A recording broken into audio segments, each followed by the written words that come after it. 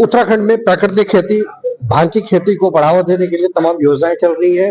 भारत प्रधानमंत्री नरेंद्र मोदी जी ने जिस नम्रता को सम्मान दिया, हमारे साथ सांसद त्रिवेंद्र सिंह रावत जी, हम उनसे बात करते हैं। सर जी, कार्यक्रम आज था। हाँ, ये वो हेम्प स्टार्टअप जो चल रहा है उसको जो संचालित करने वाले हैं इंजीनियर गौरव और उनकी श्रीमती जी नम्रता कंडवाल जी, एक बहुत अच्छी शुरुआत उन्होंने की है। जो हेम्प से बने हुए जो भी उत्पाद हैं वो कहना चाहिए कि कई रोगों के निरोधी हैं, रोगों को रोकने वाले हैं। और ये आज जब मैं बोल रहा हूँ तो ये वैज्ञानिक दृष्टि से ये प्रूफ हो चुका है। तो बहुत अच्छा प्रयास है इनका। अभी ये इंडस्ट्रियल हेम्प पर काम कर रहे हैं। आगे चल करके मेडिसिनल जब इसका बेहतर इस्तेमाल होगा, नीति उसके लिए उत्तराखंड सरकार ने भी बनाई है, तो बेहतरीन नीति बनकर आएगी। तो तमाम जो आज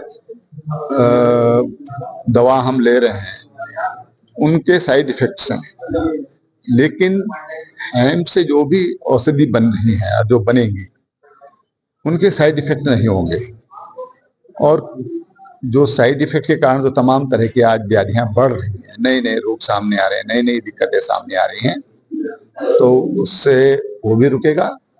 और जो आयुर्वेद है, आयुर्वेद को भी बढ़ावा मिलेगा। भांग को लेकर तमाम भ्रांतियां हैं, लेकिन उत्तराखंड की बेटी ने और आपने आशीर्वाद दिया आज उसके स्टार्टअप को। आप ऐसा है कि भ्रांतियां जो है ये योजनाबद्ध तरीके से फैलाई गई है।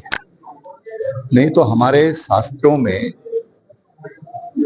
जो भांग है उसको शिवप्रिया कहा गया, विजया कहा गया, और एक अपने आप में एक विशिष्ट तरह का वनस्पति पौधा, ये भांग का पौधा है जो शिव को अति प्रिय है।